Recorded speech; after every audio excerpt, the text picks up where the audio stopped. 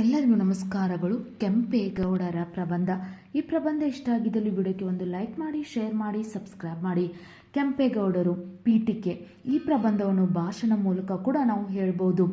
2017ರಿಂದ ಪ್ರತಿ ವರ್ಷ ಜೂನ್ 27ನ್ನು ಕೆಂಪೇಗೌಡರ ಜಯಂತಿ ಆಚರಿಸಲಾಗುತ್ತದೆ. 2017ರಿಂದ ಪ್ರತಿ ವರ್ಷ ಜೂನ್ 27ನ್ನು ಕೆಂಪೇಗೌಡರ ಜಯಂತಿ ಎಂದು ಆಚರಿಸಲಾಗುತ್ತದೆ. ಕೆಂಪೇಗೌಡರು ವಿಜಯನಗರ ಸಾಮ್ರಾಜ್ಯದ ಸಾಮಂತ ರಾಜ್ಯವಾಗಿದ್ದ ಯಲಹಂಕ ನಾಡಿನ ಪಾಳೆಗಾರರಾಗಿದ್ದರು. ಕೆಂಪೇಗೌಡರು ವಿಜಯನಗರ ಸಾಮ್ರಾಜ್ಯದ ಸಾಮಂತ ರಾಜ್ಯವಾಗಿದ್ದ ಯಲಹಂಕ ನಾಡಿನ ಪಾಳೆಗಾರರಾಗಿದ್ದರು. ಹಂಪೆಯ ವೈಭವವನ್ನು ಕಂಡು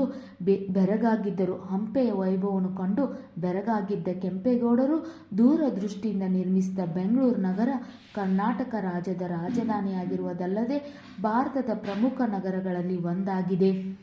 ಜನನ.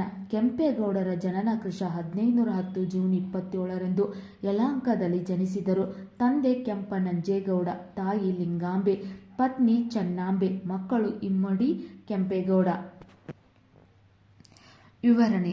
ವಿಜಯನಗರ ಸಾಮ್ರಾಜ್ಯದ ಸಾಮಂತರಾಗಿದ್ದ ಕೆಂಪೇಗೌಡರು 1537ರಲ್ಲೇ ನಗರವನ್ನು ಕಟ್ಟಿದರು. ವಿಜಯನಗರ ಸಾಮ್ರಾಜ್ಯದ ಸಾಮಂತರಾಗಿದ್ದ ಕೆಂಪೇಗೌಡರು 1537ರಲ್ಲೇ ನಗರವನ್ನು ಕಟ್ಟಿದರು.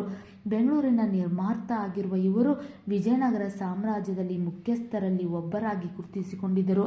ಬೆಂಗಳೂರಿನ ನಿರ್ಮಾತರಾಗಿರುವ ಇವರು ವಿಜಯನಗರ ಸಾಮ್ರಾಜ್ಯದಲ್ಲೇ ಮುಖ್ಯಸ್ಥರಲ್ಲೇ ಒಬ್ಬರಾಗಿ ಗುರುತಿಸಿಕೊಂಡಿದ್ದರು. ಕೆಂಪೇಗೌಡರ ತಮ್ಮ ರಾಜಧಾನಿಯನ್ನು ಯಲಹಂಕದಿಂದ ಬೆಂಗಳೂರಿಗೆ ಸ್ಥಳಾಂತರಿಸಿದರು ಹಾಗೂ ಇವರು ಕುಲಕಸಬು, ವ್ಯಾಪಾರ, ವಾಣಿಜ್ಯ ವಹಿವಾಟುಗಳಿಗೆ ಅವಕಾಶ ಮಾಡಿಕೊಟ್ಟರು. ಬೆಂಗಳೂರು ನಗರವು ವಾಣಿಜ್ಯ ಕೇಂದ್ರವಾಗಿ ಬೆಳೆಯಲು ಕಾರಣರಾದರು. ಕೆಂಪೇಗೌಡರ ತಾಯಿ ಕೆಂಪಾಂಬೆ ಮತ್ತು ಪತ್ನಿ ಚೆನ್ನಾಂಬೆ ಇಬ್ಬರು ಹಳೆ ಬೆಂಗಳೂರಿನವರು. ಹಾಗಾಗಿ ಇಬ್ಬರು ಪ್ರೀತಿಯ ನೆನಪಿಗಾಗಿ ತಾವು ನಿರ್ಮಿಸಿದ ಪಟ್ಟಣಕ್ಕೆ ಬೆಂಗಳೂರು ಎಂದು ಹೆಸರಿಟ್ಟರು. ಕೆಂಪೇಗೌಡರ ತಾಯಿ ಕೆಂಪಾಂಬೆ ಮತ್ತು ಪತ್ನಿ ಚೆನ್ನಾಂಬೆ ಇಬ್ಬರು ಹಳೆ ಬೆಂಗಳೂರಿನವರು. ಹಾಗಾಗಿ ಇಬ್ಬರು ಪ್ರೀತಿಯ ನೆನಪಿಗಾಗಿ ತಾವು ನಿರ್ಮಿಸಿದ ಪಟ್ಟಣಕ್ಕೆ ಬೆಂಗಳೂರು ಎಂದು ಹೆಸರಿಟ್ಟರು. ಕೆಂಪೇಗೌಡರ ಧರ್ಮದ ಮೇಲೂ ಗೌರವ ಹೊಂದಿದ್ದರು ಮತ್ತು ಎಲ್ಲ ಧರ್ಮದ ಜನರಿಗೂ ಸಮಾನ ಗೌರವ ನೀಡುತ್ತಿದ್ದರು. ಕೆಂಪೇಗೌಡರು ಅನೇಕ ದೇವಾಲಯ ಮತ್ತು ಕೆರೆಗಳು ಇಂದು ಕೂಡ ನಮ್ಮ ಹೆಮ್ಮೆಯಾಗಿ ಬೆಳೆದಿವೆ. ಕೆಂಪೇಗೌಡರ ಅನೇಕ ದೇವಾಲಯ ಮತ್ತು ಕೆರೆಗಳು ಇಂದು ಕೂಡ ನಮ್ಮ ಹೆಮ್ಮೆಯಾಗಿ ಉಳಿದಿವೆ. ಕೆಂಪೇಗೌಡರ ದೂರದೃಷ್ಟಿ ಮತ್ತು ಶ್ರೇಷ್ಠ ಕಾರ್ಯಗಳಿಂದ ಅವರು ಇಂದಿಗೂ ನೆನಪಾಗುತ್ತಿರುವ ಮಹಾನ್ ನಾಯಕ.